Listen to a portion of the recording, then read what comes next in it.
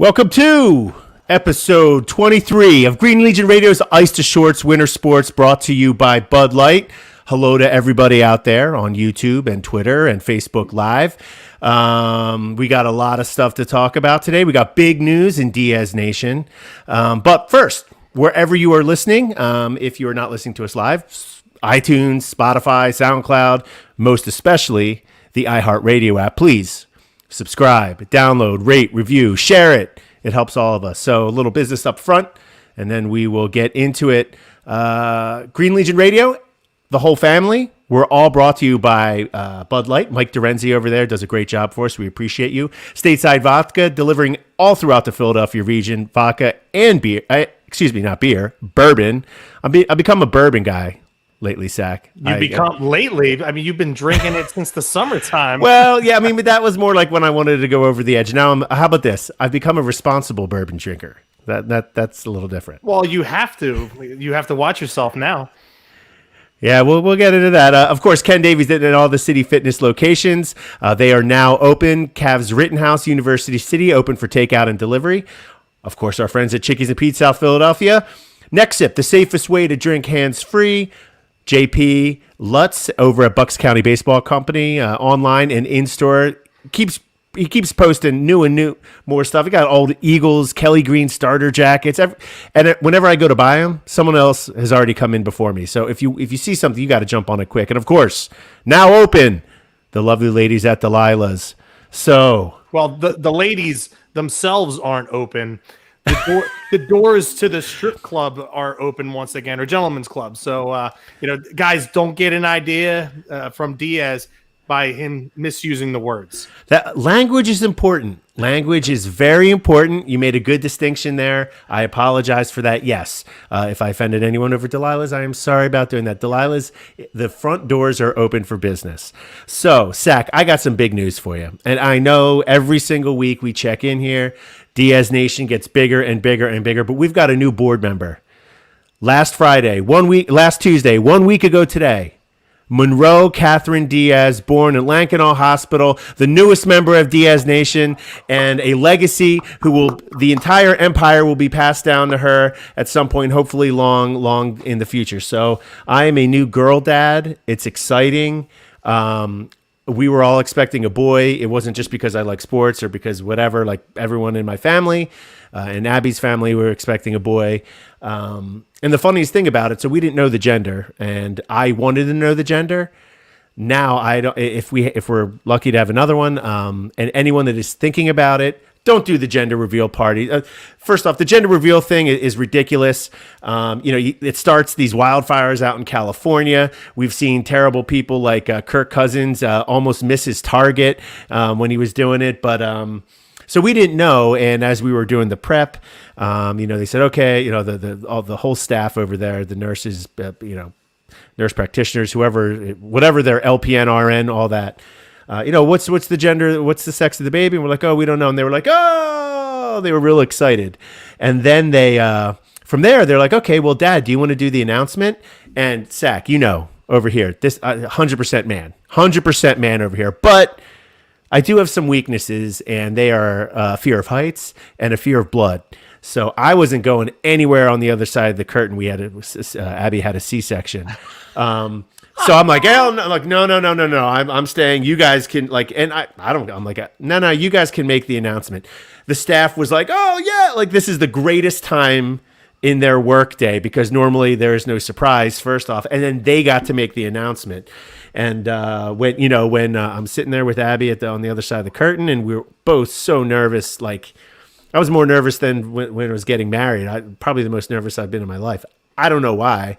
And then, man, when they announced it's a girl, and everyone started cheering, it was like a punch straight here. It was like boom, we're straight in the middle of your chest, man. And it was just like this flood of, release of stress and anxiety and happiness and endorphins and adrenaline, like all whatever the hormones your brain really it just came flooding all over. It was amazing. Like everyone said it's the best day of your life and stuff like that, but man, it was the rush. If pharmaceutical can package that that release of everything, it would be the most popular drug on the market right now. Yep, girl dad, just like Kobe, who we honored a couple weeks ago when of his passing. It's pretty exciting. I'm happy to join the club, Sack, and I learned from the best of them. You're a great dad, and your sports takes are questionable, but you certainly have good advice as a dad. So, before we get going, what do I need to do, Sack? Help me out here. I'm new here. I don't know what I'm doing. I'm trying to do it the best I can. Give some words of advice for a newbie over here. Well, first of all, congratulations again to you and Abby and Monroe. We are, with myself, Rachel, Jacob, and Carson, we are thrilled for your whole family. It is the most beautiful event of your life. It'll never get better than that. And I always love it when people go, it's the best day, when the Eagles won the Super Bowl, it's the best day of my life. Like, it eclipses it tenfold. It is unbelievable. You're right. The rush, no matter how tired you are, exhausted you are, and you're just a father. You're not even going through what the mother is going through. Oh, gosh. What she had to go through. It's like from top to bottom, like as soon as the baby comes out and you're just so relieved and you get the skin to skin with the baby and mommy and you're the daddy and you're sitting there putting your finger right there and the baby grabs you by the finger. It's your first high five or handshake, however you want to qualify it. It's the coolest thing in the whole entire world. As a new dad, listen, man, it's like I told you, the first couple weeks are going to be rough. You're barely going to get any sleep. You're trying to figure out the baby just like the baby's trying to figure out you and mommy. And really, in reality, man, like you got to think about what that baby just went through. It's been in your wife's stomach for the last 9 months. And then all of a sudden it comes out and it's like, it doesn't have that comfort, that warmth anymore. So like, dude, as much as you can hold her, as much as you can keep her warm and cuddle her and take naps with her, dude, do it. Take all those baby smells and enjoy it, man, because someday you're going to have your almost 5-year-old and almost 2-year-old telling you to smell their feet.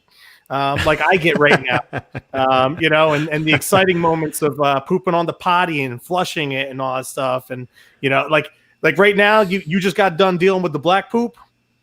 Yeah, the tar. Yeah, the tar. Yeah, so the tar. You just got done dealing with that. And, man, like, you're going to get spit up on, multiple times and you're going to have to change your shirt. And then eventually you're going to go, why am I even changing my shirt? She's going to spit up on it again anyway.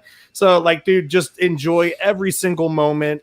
You and Abby are going to be awesome parents. It's going to be a blast. We can't wait to meet her. We got some things coming for her. I know some things that'll make you proud and some things that won't. But we got to take care of her Flyers gear on my end. Gosh. So, dude, we're so happy for you, man. We're so happy for you guys. Well, we got our good friend, one of my arch villains, Sean Henderson, checking in with the congrats. I appreciate that, Sean. We both do, and thanks for joining us here. It's pretty great, man. And you know what's weird, like being girl dad, like it's excited. You look at her and be like, what is this person going to turn into? Like, sports, is she going to be a basketball, lacrosse, or field hockey or softball? Or is she going to be involved in dancing and she's going to be real into dance? Right. Or is she going to be into music and make music or art or something like that? It's just like, and everyone probably feels the same way. It's like you feel like you've, like all the mistakes you've made and this is like a fresh canvas. It's brand new, and the world is opening up. So, just a word of awesome. Just a word of advice on what I've learned of being a dad for almost 5 years. Like the one thing that I know for sure that I don't want to do, and my dad didn't do this with me. Don't try and live your unfulfilled, dreams and fantasies through your children. I want my children to find their own path. And like, listen, as much as I enjoyed playing soccer and growing up and being the player that I was and how much my parents took pride in watching me play, like to me, like if my boys don't play soccer and they find their own path and they want to be a baseball player, or they want to do, acting, in the drama club, whatever their passion is in life, all you have to do as a parent is support it and guide them down wherever they need to go. But I want them to take their own dreams and make it their own. That's the one thing that I know I'm not going to force on my kids. It's a great point. Now we won't have that problem with Monroe because I fulfilled pretty much everything I set out to do in this world. We won a Super Bowl, all-state soccer, won ping pong champion, IFA Sports 1997. I'm a member of Athletes Row, Green Legion Radio, traveled to London to see the Birds, and now I'm doing Ice to Shorts Winter Sports with USAC, and maybe we see a Sixers or a Flyers run here this spring. So we won't have to worry about me trying to force her down one road or the other. But I will tell you one thing: she will not appreciate Dallas. She will not appreciate the LOL Mets or the LOL Knicks. That's it. And then anything else whatever she wants to do is fine with me. As long as Tampa doesn't win another damn thing this year, that's all I care about. It's a great sports town down there, Tampa. They've been rocking. Yeah, nothing against the GOAT. He is the GOAT. He's got 7 rings, but those schmucks down there in Tampa don't give 2 flying craps about professional sports. No. Yet they win a Stanley Cup, they go to a World Series, and they win a Super Bowl all in the same calendar year. All within the last 4 or 5 months, and here we are. They've equaled the amount of championships that we've had in my lifetime.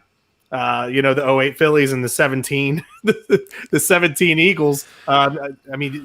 For you, do you have any remembrance of the 83 Sixers? No.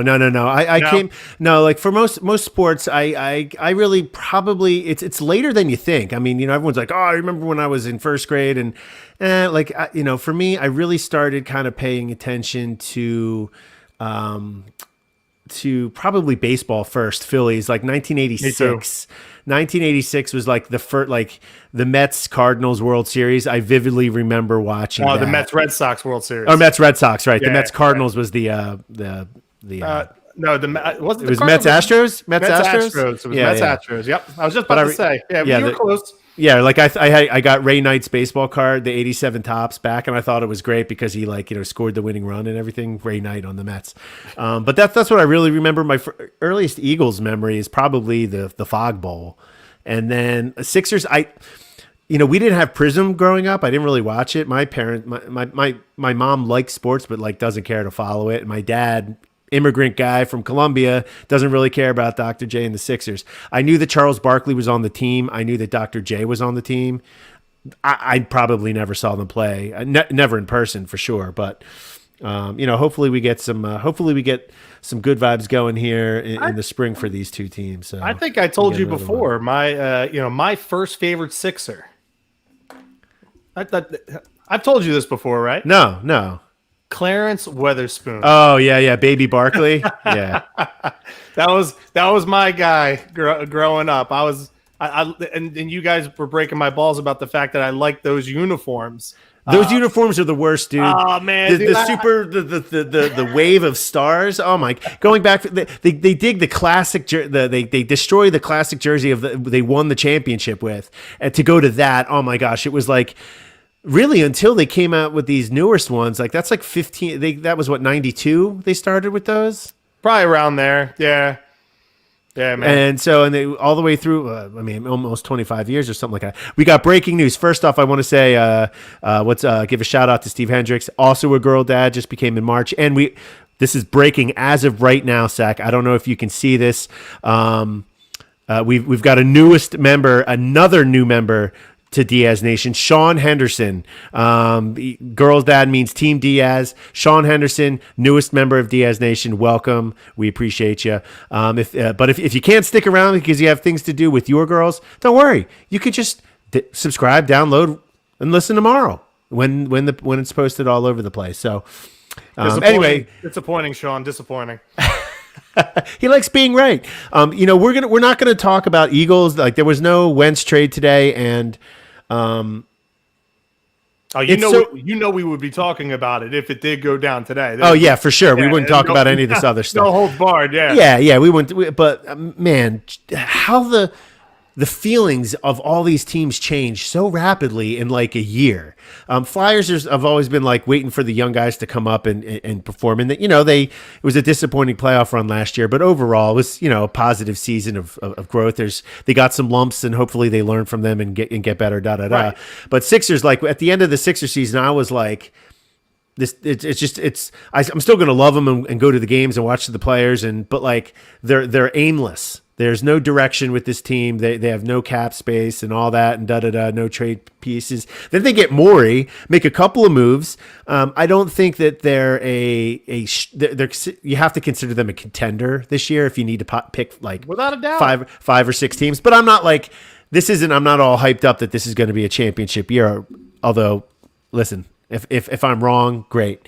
And then the Phillies, they were when the Sixers season went over, Phillies were in a playoff position and like not even a collapse, just like it was just like, what did they need? 2 wins in their last 10 games or something? Yeah. What was it? Yeah, it was 2 wins. I think wins. I think it was 2 in their last 9, and they won 1, and then all they needed to do was win that Sunday, and like they, the Brewers lost, the Giants lost, and then we couldn't even get by. It was just like, you're right. I mean, the ebbs and flows of these teams, it's unbelievable. Right, and I was like, what? I'm done. I'm done with this team. The Phillies, like, wake up. I don't like any players. I don't hate any players, but we've talked about this before from like the golden age of our lives of Phillies baseball. I loved every player on that team. They were all homegrown. Man. I saw them grow. But these guys, it's like I have no connection with them. And then okay, they re-sign JT. They bring in Didi again. They kind of make some bullpen changes. They get Dombrowski, and I'm like, okay, Now we have some hope. A little bit of hope here. Yeah. And then the Eagles, who I thought was in the best position of all of them, except maybe some of the draft picks, obviously. And this Wentz thing, it's just, it's funny. There was a guy when Abby and I went on our honeymoon, we did a European cruise, through Italy, Croatia, Greece. It was amazing. It was like a 2.5 week cruise. You meet people on these cruises, you see the same people. And this one guy, who we ended up all getting along with, like a bunch of newlywed people, like overly cliche, but he lives down in Florida. He's a Bears fan, so he wrote me this morning. He wrote me an email like, "Hey, like what's going like Wentz and all that," and it was like he had no idea about any of this stuff. He knew that he played bad last year, but just the drama, the attitude that he's saying, all that stuff, he's like was blind. So I kind of had to fill him in, and I sent him a couple of those articles. Our good friends at Philly Voice, Anthony Santoloquido. Matt Mullen, who was on the show before, like some of the reporting they've done. And it's just like, I said, listen, Sack, and you were a Wentz defender, as much as I was, he was my favorite player. He was playing like crap. But I said, even like the harshest defender now, just like the attitude and the drama and the divishness behavior, like we're just like done with Wentz, and it's like, how did we get here, dude? How did we get here? Nobody gives a crap about diviness in a franchise quarterback if you're winning. If you're winning, that's right. That's if true. You're winning, right? So like this stuff is like completely out the window if the Eagles are successful and they're winning, and they're not. And like I look at it like this. This has been a complete and utter disaster. What has happened to the Eagles? The fact that we're here right now in this moment in time with Carson Wentz is absolutely pathetic. And it's all because of our, boy wonder general manager who nobody seems to see the problem. And it's like I sent to you guys yesterday. It seems like right now the owner and the head coach can get a hold of him, but the general manager can't. And now I don't know if Howie overshot his hand. He might have had a pretty good deal on the table, and he was using the Colts and the Bears against one another. Well, guess what, Howie? They can call each other too. And now the Colts apparently are showing some interest in Matt Ryan, and Russell Wilson might be asking his way out of Seattle. Oh, I didn't even see that today. Oh, yeah, man. Like, his representatives are getting sick and tired of the fact that he's been sacked like 394 times in his career there, and they can't protect him. They've never invested in an offensive line in him. They just expect him to run around and do whatever. And I'm sorry, like, everybody wants to sit there. Did anybody just watch the Super Bowl like I did? because all I heard all year long was if you took Pat Mahomes and you put him behind the Eagles offensive line, he would still win games with that offensive line. Well, did anybody see him play in that Super Bowl? Now I said all along, and I've been saying for weeks since the matchup was known. I said across all boards here, Green Legion Radio and Ice the Shorts, and then our prop bet show the other day, the key matchup of that Super Bowl was going to be the defensive line for the Bucs versus the offensive line of the Kansas City Chiefs. And if they could maintain and get to him, there was 29 pressures on Patrick Mahomes the other day. 29. That's the most in Super Bowl history on a quarterback. If you don't have protection, you can't get your number one weapons open and your secondary weapons open, and it showed all day long. And that's what Carson Wentz had to deal with. Not saying that Carson didn't play like crap, but the offensive line and the protection, lack thereof, was a big reason for it. It's yeah. We're doing a little Green Legion Radio switch up this week, so we're going to be on Thursdays, and we'll talk all about it. But like, I mean, Mahomes, man, some of these throws, he's like parallel to the ground, sidearm, 45 awesome. Yards. You're like, oh my God. Like, it was the best play of the game, and it was an incomplete. But anyway, we said that we weren't going to get into it, and we did. But just a little bit. It's okay. We're going to be real short and sweet here. Let's just do a check-in on the Sixers. It's been a couple weeks. We'll do a check-in on the Flyers, same thing. And then we'll get out of here because we got game tonight, at least for the Sixers. So right now, let's just do a brief update. Sixers, as of today's recording, Sixers are 17-7, first place in the Eastern Conference. The last couple weeks, they had nice wins versus the Lakers. At Minnesota, that win at Indiana where they came back in the fourth quarter, great. And I know you were upset about me with that Lakers game. I'm sorry. Like we'll get into that. All right, I will come back here. A terrible loss versus Portland on the back-to-back, but they were home and they were missing Portland was missing their two big guys. The Brooklyn game, hey, this season is so weird. A win is a win. Second time we've dodged KD. Yeah, I mean, a win is a win is a win. So the Sixers schedule coming up for they have their last 12 games beginning tonight in Sacramento are actually really pretty kind of tough here. They got a 4-game road schedule here coming up at Sacramento, at Portland, at Phoenix, at Utah. All of those places have good teams playing at home. Even Sacramento, like, that's not a gimme win. De'Aaron Fox is playing great this year. And even though there's no fans, those have always been historically tough places to play, especially Utah when you have to deal with with the altitude. Well, yeah, and all the racists and the fans that in the stands. Well, too. They're not going to be. Are they in the stands? Do they have? No, I don't know. I don't think so. I know Atlanta does. I mean, we saw last week. Well, Utah's the hottest team in the league right now, and they've got them twice in the next couple of weeks. One on the road. I think what will that be next Sunday or Monday or something, and then we got them. The last game before the break is at Utah. Utah comes in here. Then we have the 2-game series at Toronto, home versus Dallas, home versus Indiana, home versus Cleveland. Like, it's a tough little end of the schedule. We'll see where they go here. I see them. They'll probably go 7-5, 8-4. If they're any better than 8-4, it makes me even believe in this team a little bit more. It's just a funky year. I was talking with a buddy today here, and about a guy who lives down in Richmond, and just talking about what's going on, and sort of like with your comments here, like, I could see this team being they're better than they are last year, and maybe their win-loss percentage is better this year. I could see him getting a first seed. I could also see him losing in the second round of the fourth seed. If that fourth seed is like the Nets or the Celtics or, a couple of other handful of the Bucks. I mean, this year is so weird with this COVID crap. Players sitting out for health reasons, which I believe in generally, but just this compressed travel schedule is ridiculous. The Sixers are in first place. It's better to be in first place than not in first place.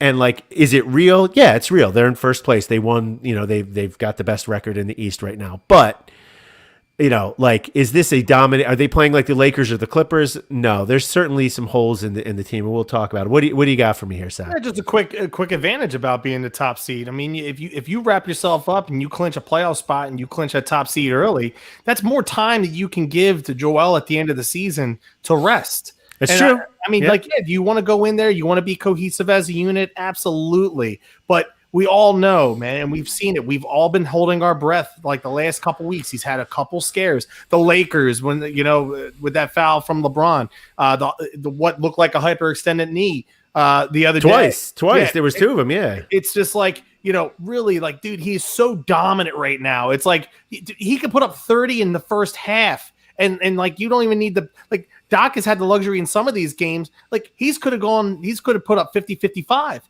but like, he's sitting on 37 and doesn't have to play the fourth quarter. It's just unbelievable like how he's playing right now. And I know I've broken his balls many times in the past, and Chick-fil-A will always be a go-to, but I got to give credit where credit is due. Like, I don't understand why LeBron is number one in the sports books right now, as far as like being in the lead for MVP. Like, yeah, LeBron is a great player, but they have another great player on that team in Anthony Davis.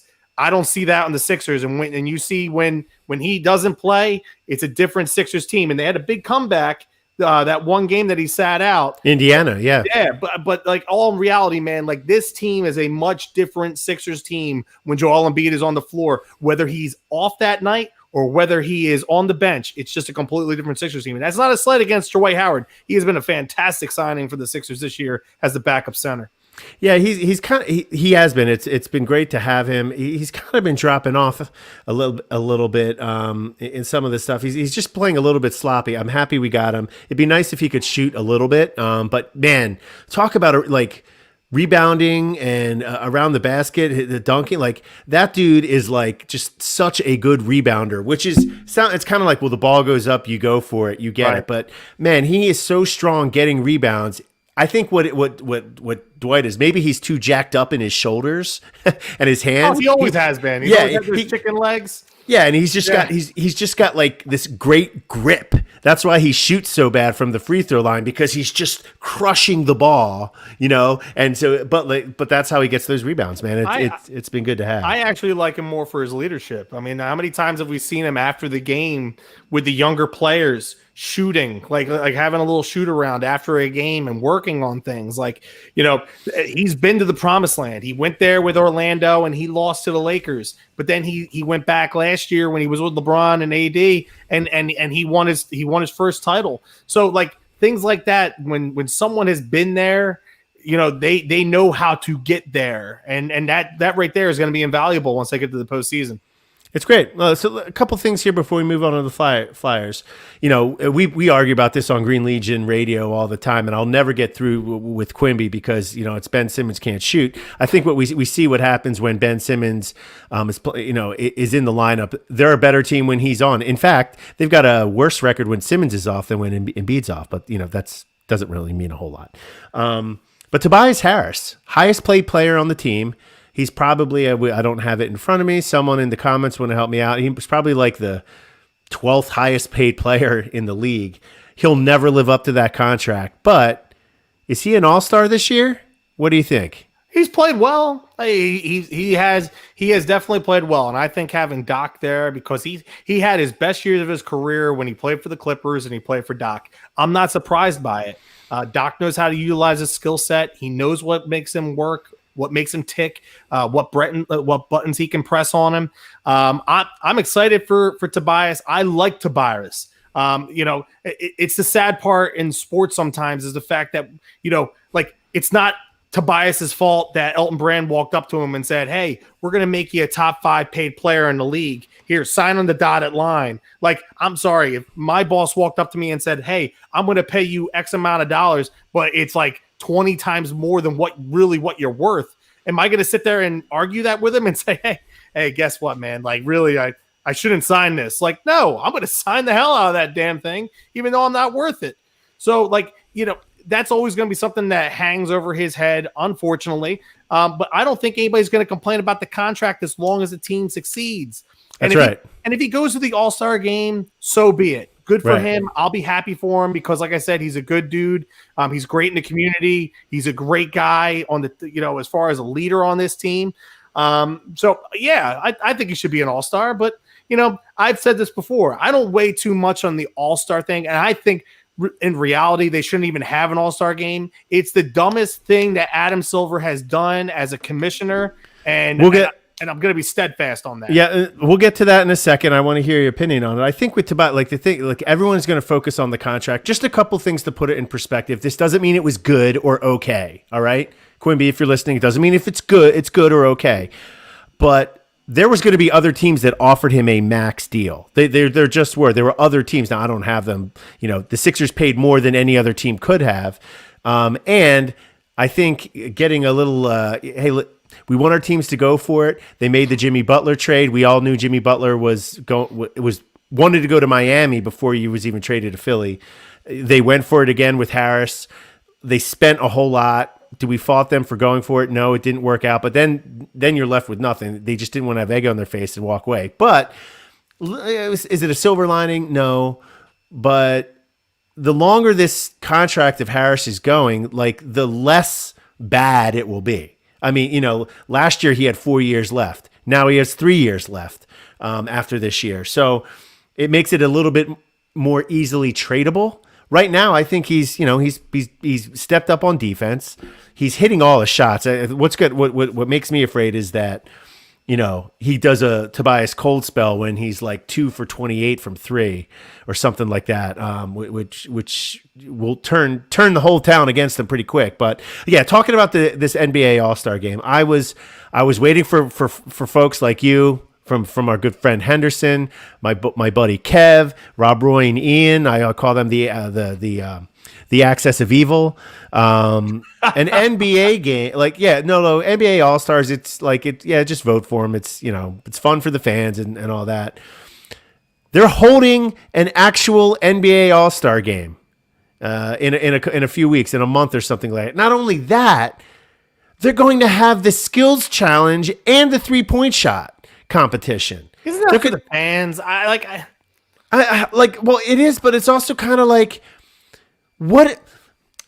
Forget about COVID for a second here. Well, no, we'll get back. Well, COVID's like the main thing. It's the main thing. You've got guys like traveling all over the place. The schedule was ridiculous. I said it from the beginning. The NHL had a better plan of just doing 2-game series versus the same teams over and over and over, as opposed to the Sixers going tonight they're in Sacramento, then they're in Portland in 2 days, then in Phoenix in 4 days, then in Utah in 6 days, then back home, Houston, then Chicago, then down to Tampa where Toronto is. It's like that's ridiculous. Forget about that though, but they compressed the schedule to get as many games in as they could. You know how I feel about the back-to-back and the schedule losses. It's real. It's not a thing. The teams that are coming off a back-to-back win less often than with normal rest. That's all it is. So a team that has a 600% or a 60% winning percentage, when they play off back-to-back, it's 48. That doesn't mean that they're going to lose the game or they're not trying. It just means they're tired. The Lakers win 80% of their games. Well, when they come off a back-to-back, they win 65% of the games. They're still winning most of them, but it's just a little drop-off. They have more of them this year to squeeze them all in, and then they're not giving them a break. Your best players who you want healthy in the playoffs. Sack, feel free to unload on David Silver and the NBA for this ridiculous idea. All right. Well, first of all, you just combined David Stern and Adam Silver. But whatever. It doesn't matter. He's a snake. Real quick, Steve. I'm thinking of Beverly Hills 90210. What do you want me to do? Steve Sutter on our comment section here. NBA All-Star Game is Christmas morning for the Kardashians. Well, listen, we all know that the skills challenge, the main stars don't do it anyway. So now you're going to have to fly in about another, 15 to 20 guys to come in there to cover. Maybe Steph Curry might do, the 3-point shootout, but like the dunk contest is normally 5 guys that you don't know because LeBron won't do it, which is what people have been pandering about for all these years. But it is such a stupid move. Such a stupid move. Like, you're already flying these guys all over the country, and you're canceling games because they don't have enough players to go, and then you're making teams like the Sixers play a game with seven players and 7 guys, but they dressed 8. But Mike Scott only had to dress because he had a knee injury and they had no intent in playing him. So what are we trying to achieve here? Are you trying to get through the season and get to the most important part, which is the playoffs? Or are we trying to fit in an all-star game, which means absolutely nothing? And if you're not listening to your stars, which is every single damn one of them. I don't know what the hell Chris Paul and the Players Association did. Who did they talk to? Like Tyrese Maxey, Matisse Thybulle? Like, hey, is this a good idea for us to play an NBA All-Star game, even though you guys have no shot? Because they sure as hell didn't talk to LeBron or Kawhi or Joel Embiid or the Greek Freak. Like all of these guys, I know Embiid will go and play, but I don't want Embiid to go and play. I don't know, man. He was against the going down to the bubble and playing. He said that he didn't think they should. Now we didn't know it at the time, but the bubble, you knew you were going to be down there for at least 3 weeks. So like I think he looked at it like that. Like the and his Brazilian Sports Illustrated swimsuit model girlfriend Ana de Paula was like about to give birth to his son. Right. So I understand not wanting to do that. We didn't know that at the time though. Why don't we look at it like this? Okay. So like, this isn't like the baseball all-star game where you're going to have a representative from every single team, but you're going to have at least 1 or 2 representatives from your best teams in the league. All it takes is one of these guys to carry that damn virus into one of those locker rooms, and then they give it to them in the locker room, and then they bring it out to the court and they play the game, and you give it to the other ones. The next thing you know, the Lakers are shut down, the Sixers are shut down, the Bucks are shut down because you're going to have an outbreak. And it's I have no idea what the hell Adam Silver is thinking. Like, maybe you're looking at dollar signs, but the real dollar signs are in the postseason. Get to that first. Right. And that kind of goes to this last point here. I mean, for you, Sack, because you're like, you're a fan. It's just not, you're not going to follow the ins and outs of the NBA all the time. Seeing how this whole year has gone and seeing how other teams are doing, handling their players, and then seeing, especially the back-to-back last week with, who did they play on the road? Was it Detroit and Portland or Charlotte and Portland? Detroit. Yeah. Well, they rested Blake Griffin that night. Yeah. Whatever that back-to-back was, and then Embiid coming out and playing 34 minutes in Portland, and they were really never – he played well, he got his – let's say this, he got his numbers. But then, they got smoked in the third quarter. Yeah, they got smoked, and then he's still out there, and you see the guy go into his knee. It's kind of like, it's – listen, just pull the guy. It's what Brooklyn did with Harden on Saturday night. We all saw it. Like, it was tied at halftime. Then, Doc made the adjustment to put Simmons directly on Harden. Let's take a sidebar right here. For some fans there, they'll scream and yell, why didn't he start the game that way? Listen, he made adjustments at halftime. I think what they wanted to do is to see what they got, and it has been the Sixers have been doing generally, except for that Portland game, is in the third quarter kind of turn it up a little bit on both ends. So it's like, sit him, man. If the game's out of reach, that's what happened with Harden, with Brooklyn. I don't want to lose. And it's just like, we're Philly tough. Derp, derp, derp, derp. We win all the time. It's like, man, we're down 18 points in the third quarter. Keep the guy healthy, man. It's so much more important than any one regular season game, I got to give Doc credit, though. At least he made halftime adjustments, unlike Andy Reid.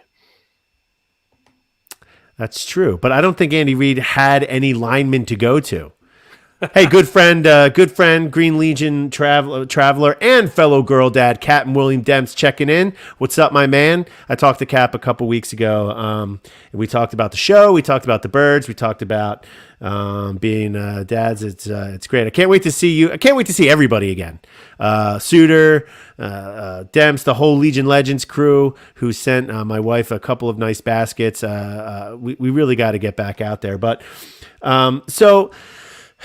This sounds like such a cop-out or an excuse or an apologist. It's just like this year is so messed up where, the Sixers are a better team this year. Maybe they end up with a better record. But I could see them losing the second round again. And I'm going to have to listen to Hollis just because they're facing the Nets or someone that gets hot. Like, this year is so messed up. Hopefully just keep Embiid healthy. Keep doing this. I think that they're going to pick up another, big guy that can shoot a little bit. Dwight Howard, Ben Simmons, and Matisse Thybulle should never be on the floor together, but that's kind of what they got right now. Well, listen, man, don't worry about it. I'm actually looking forward to that moment because then Hollis will move off of me with Carson Wentz, and he'll move on to you with the Sixers. So it's a fair trade. It's not a problem. I like when Hollis is attacking you, not me. That leads us in here, and we'll talk a little bit about. I want to get back to that Lakers game from a couple weeks ago that you and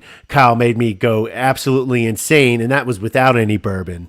Really, that was no aid of bourbon. No, I mean, I'm shocked to hear that. I had a bourbon during that show at the end, but it wasn't like one of my normal bourbon rage fueled thing. So looking at the Flyers, it's kind of like big picture and then big picture and small. Like, hey man, Flyers as of yesterday, but today, second most points in the league. They've got 8 wins. They are top scoring. Goal scoring team in the league. That's what you want from the beginning. They're about a third of the way through or a fourth of the way through. Well, 56 games, and really in reality, the true thorn in their side. They've lost 5 games, 3 in regulation, 2 in overtime. The 2 in overtime are to Boston, one of which we blew the game with terrible penalty. The one was an awful penalty called against Kevin Hayes. Which was it was brutal with 2 minutes left in the game. Pasternak scores with 17 seconds left, it was 14 seconds left to force the game practically to go to overtime. Lawton takes a dumb penalty, which we have to start out on the penalty kill, and then Pasternak, just finishes his night off. Well, hey, on top of a hat trick, why don't we just get the game-winning assist to Bergeron? But the true thorn in our side has been the Boston Bruins. Two of our 3 regulation losses are against them, and both of our overtime losses. So if you look at how we've played against the rest of the division, we've played very well. But we have to get better when it comes to playing the Bruins. They are the creme de la creme right now in the whole entire league. And I've said it all along that when we went into our season preview on the Flyers, like everybody wants to sit there and say that we're in the division of death. I don't think so. Like the Devils, they suck. The Rangers, they have proven to suck. The Islanders are proven to be pretty much what they were, average again. Capitals are old. I still have Ovechkin and they still have Backstrom. They still have a very formidable top line. But their goalie the other day, we destroyed him. Chara is old. That right there. Boston is the one team in the division where you sit there and you go, that's the team when we get to the playoffs we're going to have to beat. And as long as they keep on playing well, but now we're going to be off the ice for what it looks like to be at least the next week. Travis Sanheim was placed on the COVID list before the Capitals game the other day. And here we are on Tuesday, and it turns out that Claude Giroux and Justin Braun have COVID now, or they're at least on the list. Doesn't mean they might have been a close contact. Right now, both of them have to stay away from their families. Giroux has a 1-year-old boy. Justin Braun has a 5-year-old. So now they have to quarantine away from their family, more like I did about a month ago. So I feel for them with that. And the Flyers were already going to have a couple games canceled this week because they were slated to play the Devils in 2 games. I believe it was supposed to be Thursday and Saturday. Those games were already postponed, and then because of what happened today, they postponed the Capitals game tonight. So I'm hoping that the Flyers can get back on the ice sometime next week. We'll see how that goes. I mean, I think the Flyers would be able. The Flyers have proven that they can win in the playoffs without Giroux producing anything. So I think that they would be able to win games without him producing at all as well. So they've shown some resilience in that. Some leadership by Claude Giroux going out clubbing. You know what? Is it a coincidence? I'm not saying it is there, but maybe, Delilah's is there. He got a little, intoxicated, breaking protocol, trying to get closer. Maybe they didn't. He's a VIP. We don't know what to do. Of course, that wouldn't happen because Delilah's is taking all. So are you taking a shot at me getting COVID, saying I was irresponsible? And I was I mean, jackass. I mean, you're you're being irresponsible by double lettering every time you go on a show. Today it's Phillies. I more so do it for you. And I'll tell you what, man. This hoodie is damn comfortable. It's a thin hoodie, and I'll tell you what. Like, I think I've worn it on like 3 of the last 4 shows. But hey, I'm recovering right now. So that's right. I should take it easy. Well, I am recovering. I don't know if this is going to take easy. You're saying that they're playing well, and they had a problem with Boston, but like out of the last 10 games, they've given up leads in like 6 out of 10 games. They're terrible on the power play. They're terrible with the penalty shots. No, power play, we're 12th in the league. Penalty kills where we're right. I'm sorry. I messed up the verbiage on that. Okay, the shots on goal, like we're terrible. It's comical. Yeah. It's crazy how they score. They've got a plus minus, a plus in the plus minus, like +5 or something like that in the goals scored, goals against. But like they get you look at the box score, and I'm not a box score only watcher, but like 35 shots against, 19-4. You're like, what are they doing? They can't get shots off. It's ridiculous. But more importantly, like giving up the lead in these games, they're 8-5 or 8-3-2. All of those losses, they had the lead, and I believe 3 out of their 8 wins, they've had the lead. It's like I wouldn't say all of them, because the one that we lost to Boston in Boston, it was 1-1. We were down 1-0. JVR scored 1-1, and we got blown out 6-1. So I wouldn't say, we didn't have the lead in that game. But listen, it's the scary part about this is even despite the inefficiencies of this team, they're still finding a way to win. The scary thing is when eventually they turn that around, and it starts on the defensive side of the ice. And that right now, it starts with the penalty kill, and it starts with, being sound structurally in their defensive zone. I think the Flyers are going to make a move for a defenseman at the trade deadline. They need to get somebody to pair alongside Provorov. They've tried multiple people. With Sanheim being out the other day, they put Myers up there. They've tried Ghost. They've tried Braun. And you have to put somebody on that top pairing to go along with Provorov. They will have flexibility to make a move. Not a lot of money under the cap, but they will make a move. Somewhere along the line, the Flyers will make a move. When things start to improve on the back end for them, that's where things are going to start improving for them. And they're scoring goals. Like, there's been 11 hat tricks in the NHL this year. A Flyer has scored a hat trick on 3 of those. James Van Riemsdyk has played really well. I mean, like, I've never saw this coming. He's been our best player. And we just got Couturier back. That is huge. He scored 2 goals the other day in his return. And then I read something. I know you were talking about like the whole thing with Carter Hart. Oh, yeah, we're getting to Carter Hart. I read an article. On this, and it was funny because ESPN put this out yesterday. Wait. Hold up for a second. It's funny that just ESPN put anything hockey related out. But yes, yeah. Well, it was funny because I go on to ESPN.com, and Emily Kaplan, who's one of their NHL writers, she put this out there yesterday about why goalies are struggling so far in 2021. It's not just Hart who's struggling this year. So I'm just going to read a quick excerpt, if that's okay. One of the reasons that explains why through the first month of the season, the league-wide save percentage has been hovering around 900. Excluding the lockout-shortened seasons in 1995 and 2013, the last time a save percentage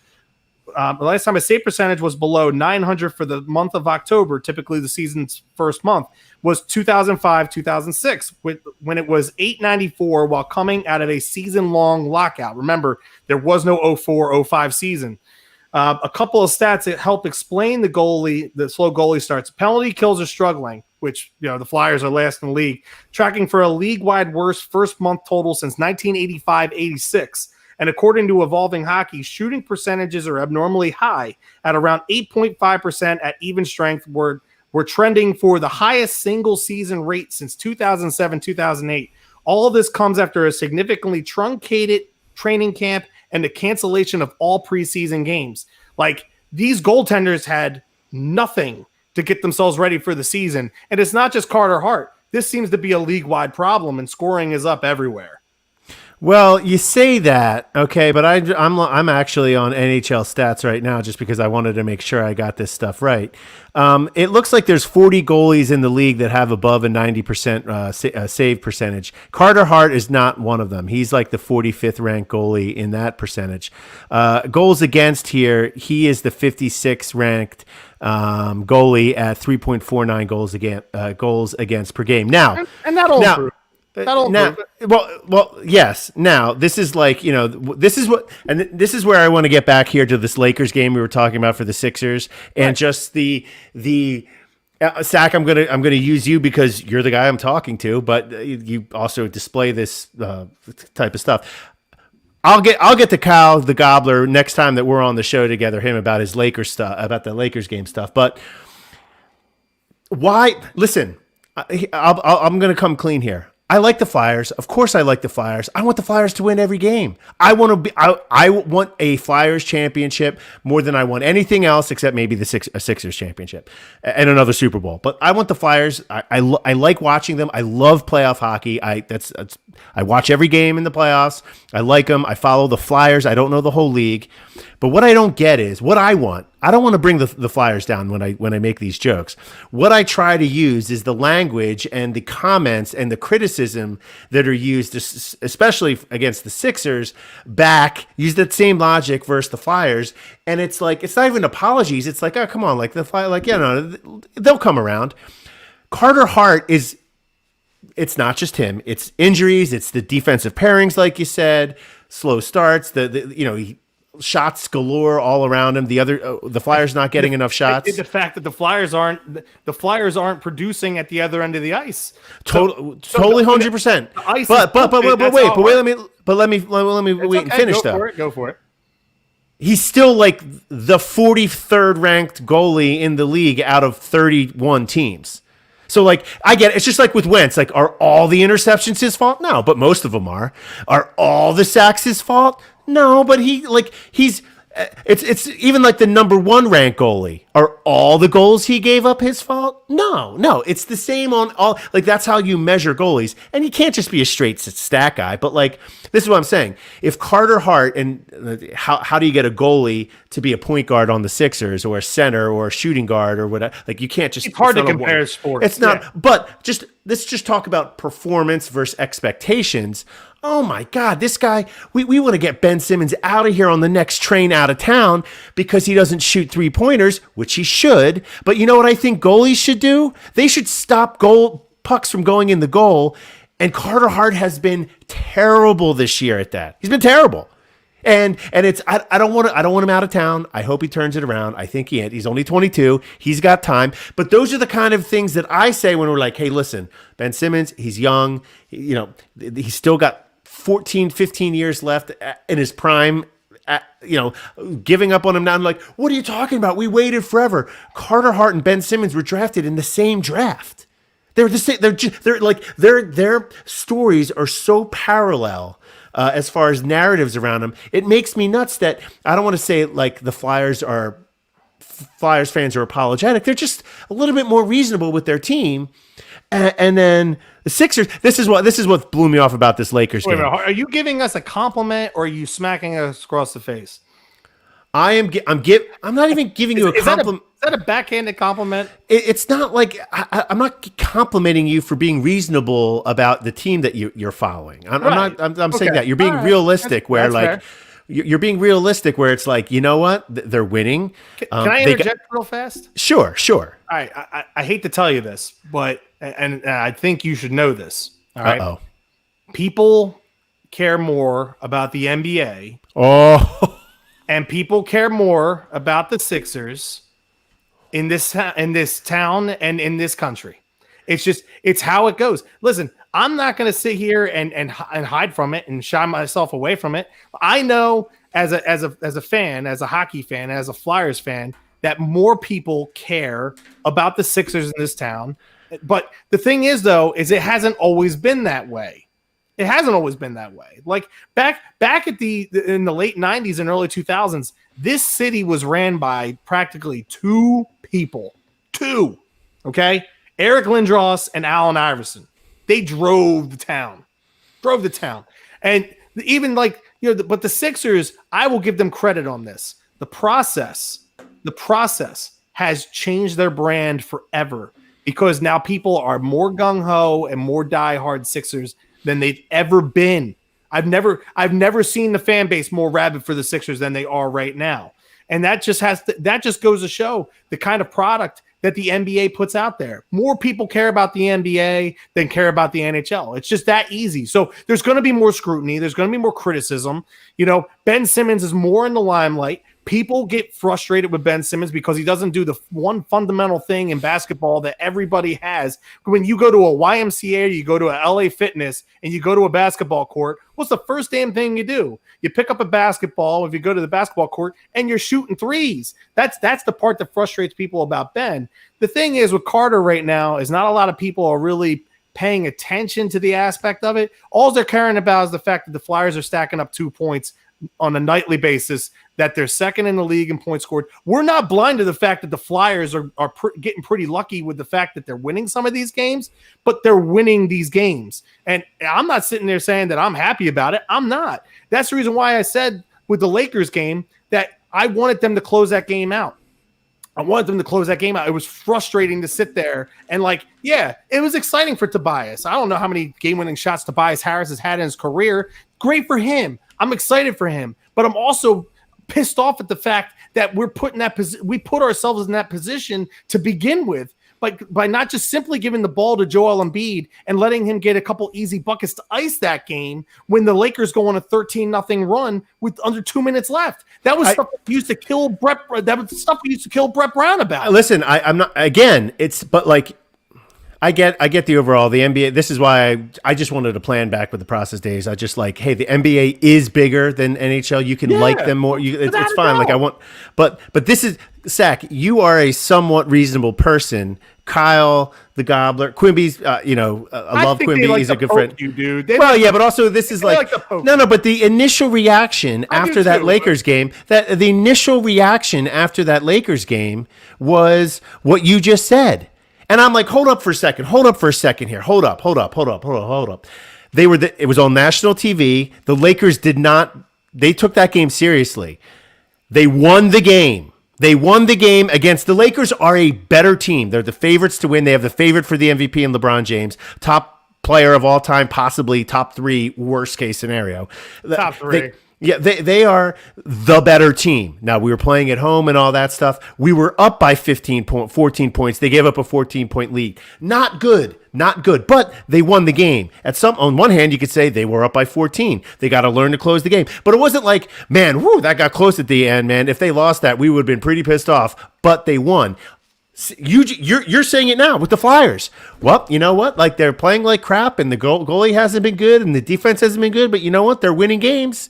And I'm just like, how can you say that? And in the next breath, it's like, I want to see them close out games. Why are we so much tougher? What? I don't want to repeat what you said about the Sixers to make the Flyers sound shittier.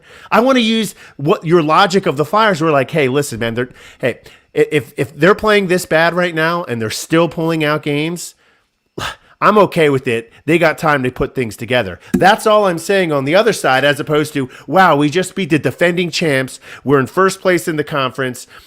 We have an MVP candidate on ourselves. We pulled it out at the game. It got dicey, but that's a good team. I feel good about this win. And no one was feeling good about the win. I was like, what planet am I on? We beat the defending champs. It's good. It's a good win. Listen, it was a nice win. It was a good win. Yes, you're excited about it. I'm excited about it. Listen, if I was there and he hit that shot, yes, it's more exciting because you're actually there physically in the crowd. Maybe because I'm just sitting there on the couch and I'm watching the game by myself. I got excited in the moment when I found out that, when I saw him hit that shot. But also at the same time, man, it's I think what I wanted to see more was just the killer instinct, putting them away. Just putting their foot on their neck and imposing their will, saying, you know what, you got no shot to come back in this game because you know what's going to happen when they play the Lakers out in LA. Whenever they play them next, if they play them, who knows what the schedule? You don't know what the second half schedule is going to look like, or if they get to the NBA Finals. That right there is going to play into the back of their minds. We can come back on this team. It doesn't matter the deficit that the Sixers have us up against. We have shown before that we can come back at the end of the game. That right there was the part that annoyed me. It's not the fact that they won. Of course I'm happy that they won.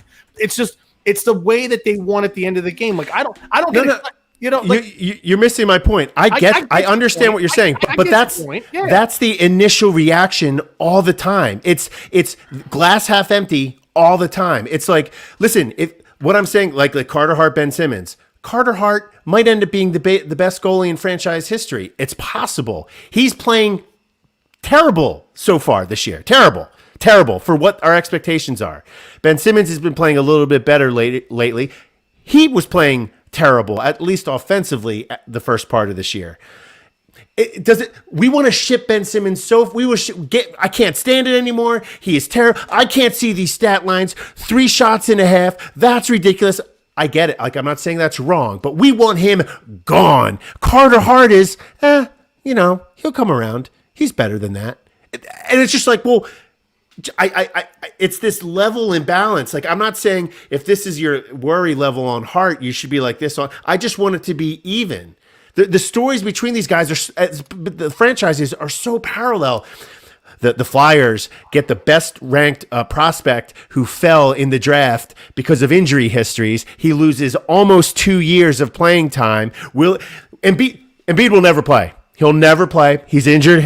I don't hear anyone talk about Nolan Patrick's injury history. That's why we got him at number 2 and not number 1. Listen, it sucks that he got the concussions. It's terrible. I don't take it lightly. I'm not making fun of him. I don't think he's less of a man. But he had an injury history. That's why we got him. He's missed significant amount of times. Even the guy that went number 1 for the Devils is mediocre. Yeah. Like really, it's funny because like when the Flyers have drafted in the top 2, we've like Patrick to me is a better player. He's going to wind up being a player than Nico Hershiser, who went number 1. Right. I haven't really seen anything out of him with the Devils, but like the one that will always stick in our crawl is the fact that we drafted. We had the worst record in the NHL by 10 freaking points. And with the lottery, we got the second pick of the draft.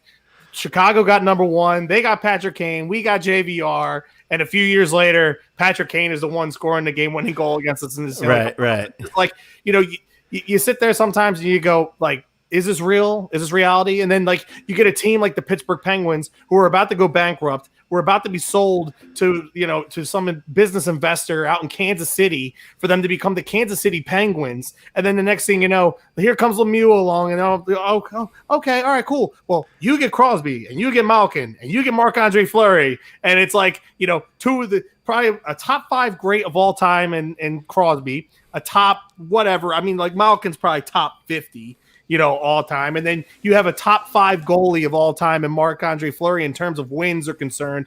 You get those 3 studs, and the next thing you know, you're winning 3 Stanley Cups in friggin' 11 years. It's unbelievable the amount of luck that some of these franchises get, but lo and behold, it's the luck of the draw. Yeah, I'm looking for just some positive or just realistic on either side. Like Quimby's, expectations for the Sixers are like, why? What are they different?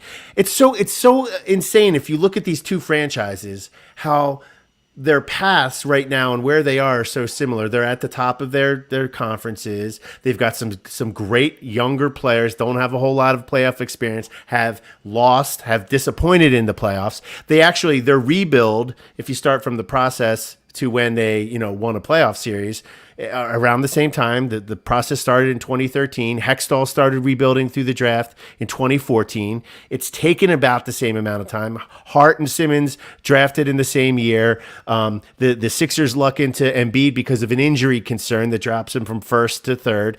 We get Nolan Patrick because he falls from first to second because of injury. Like, there's so many parallels, and you're right. Like, I get it. Like everyone's played basketball. Everyone thinks they understand basketball. I'm not saying I know more or not, but you're a hockey guy and you're making the same things about basketball. You're not some guy that just like flew in on basketball. You know what you're talking about. You watch the games. And that's all I'm looking. I'm like, how can we be? The Sixers are in first place. Yeah, but I mean, who did they play?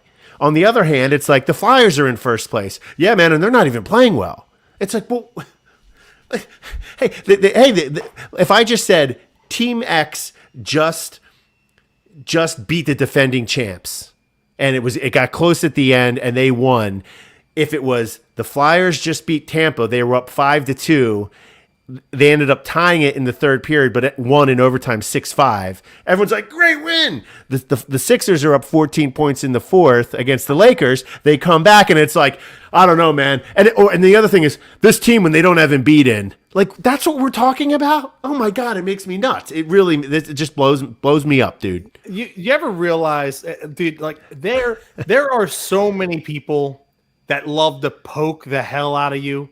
Oh, I know. It is unbelievable the amount of attacks that you get. It's like, and I get it, and I understand that now because I've been dealing with you for a few years. Like so I know how it goes. Because I do it myself. But like, trying to compare the Flyers to the Sixers is not like, yeah, I get all the tangibles that you're trying to put together. But the thing is, though, like, the Flyers fan base is one of the most patient fan bases ever. And the Sixers fan base is just trying to, like, they want their payoff. Like, we sat there and we watched crappy basketball for 4 years, and, when's it going to be our time? Trust the process. When are we going to win an NBA finals? Or even get to one? Like, I think a lot of Sixers fans will just shut up and be happy if this team can get back to the finals. I've said it all along. The Sixers, since 1985, have been the one Eastern Conference Finals. They've been the one NBA Finals. This is one of the most abused fan bases in all of sports, across the board, all the top four sports. I can put you up there in the pantheon with just about everybody else, because there's been some terrible basketball. There's been some terrible basketball players. Sean Bradley, Andrew Bynum. Hey! Andrew Bynum never played for the Sixers. No, yeah, come on, man. Salsa dancing and bowling. Like, there's been so many like just terrible moments of the last 35, 36 years, and like, this fan base is just starving. Like, they just want to, like, taste success. Like, it kind of feels like, in a way, like we have a little bit of Cleveland in us, because like, it's been such a terrible road to hoe. Like, being a Sixers fan is a tough thing, and you're a diehard Sixers fan, man. I give you all the credit in the world. Like, it's going to mean a hell of a lot more to you someday when they do succeed than it will for me. I'll be happy. I'll buy the gear. I'll go to the parade. But at the end of the day, I know deep down in your heart, it means way more to you than it does to practically anybody else outside of my best friend. You guys are huge Sixers fans. So, like, I'm excited. I want you guys to succeed. I want you to get there. I think what happens too is, like, the Flyers get in the playoffs, and 2010, I don't want to say poisoned, but hey, you just get in the playoffs and anything can happen, which is more true in hockey than any other sport. Oh, without a doubt. Yeah. And I think that, like, what people like, it's like, well, the Sixers did this and they have Embiid and they have Ben Simmons, and Ben Simmons, like Quimby said, he was the first overall pick. Go look at the last 25 years of first overall picks. Kwame Brown was the first overall. Yeah, you'll find LeBron. Yeah, you will. You'll find Anthony Davis. You'll find Kyrie Irving. You'll find number one. But, like, if you tell me, like, you can have the number one pick, the best player in the draft will be the top number one drafted player, or the remaining 59. I'll take 59 every time. More often than not, they're not. Doesn't mean that they get a bad player like a Markelle Fultz or Anthony Bennett or something like that. But it's like, who cares? He's on the team now. He's made some All-Star games. He's got some postseason awards. Does that mean he's the best player ever? No. It doesn't mean he's terrible. No. Once you're on the team, it doesn't matter where you were drafted. It doesn't matter where you were drafted. It matters how you perform, and how you perform based off of the salary. It just makes me nuts where it really makes me nuts where it always makes me sound like I'm putting down the Flyers. All I'm doing is using criticism. Trying to be comparable. I'm saying the criticisms that are levied at the Sixers that I find to be they're not wrong, but the level of vitriol that comes up against them, it's like, yo, man, like it's not that bad. It's not, you don't think Ben Simmons, like, listen, Ben Simmons does a lot of good things. He does a lot of good things. He's a big area of weakness for sure. Joel Embiid, he's never shot. I'm like, right. Now he is. We could see it, but also I think, getting a team around him that makes sense. It's like, well, that helps too. Probably some better coaching as well. So I want them both to win. Why can't we have 2 long playoff stretches this spring, Zach? Can we get both teams in? Dude, it'd be a lot of fun for them both to be playing into late July. Like that'd be exciting during baseball season. But a real quick sidebar. Yeah. I know we, Yeah, we're gonna wrap it up. We're gonna gonna wrap it wrap up. it up. Yeah. But while we're talking about like the number one overall picks and the flops, like you said, like Anthony Bennett, Markel Fultz, Kwame Brown, like guys like that. While we're talking about that, what is your thought process like on like college to pros? Like, do you like the one and done, or like I'm more inclined? Like, I think if you're good enough to come out of high school, you should come out of high school, like baseball does. You can come out of high school and come right into the pros if you're good enough. Because like there's some players that are good enough, like Kobe Bryant and Kevin Garnett and LeBron James. Like eventually, all down the road, these guys do come along and don't need to go to college. But if you do go to college, you should be there for 3 years like baseball, because I think it's affecting the college game and I think it's affecting the pro game. I don't think it's ever going to happen, Diaz, because these players, there's just too much money that's involved and they want them to go to college for a year. And, they think that but like, I think it hurts the players in college before they come to the pros. And then it hurts the professional game because these players aren't ready for it yet. They're not ready. They're not ready physically. They're not ready mentally. They're not ready when the money gets put in their pocket. And then these guys wind up flopping because they're not ready for all of that at the age of 19. What do you think? Well, I think it actually, I'm not going to be real specific here because I don't have all the details and exactly how everything works. But I think there is a change, especially with LaMelo Ball playing in China last year, being the third overall pick and playing real well right now. I think we're going to see more and more of these players foregoing that year of college. What the current rule is, it's not that they need to go to college for a year, or like you said, they need to go to, or if they don't need to go to college. What the current rule is, they can't play in the NBA if they are less than 1 year removed from high school. They can play in China.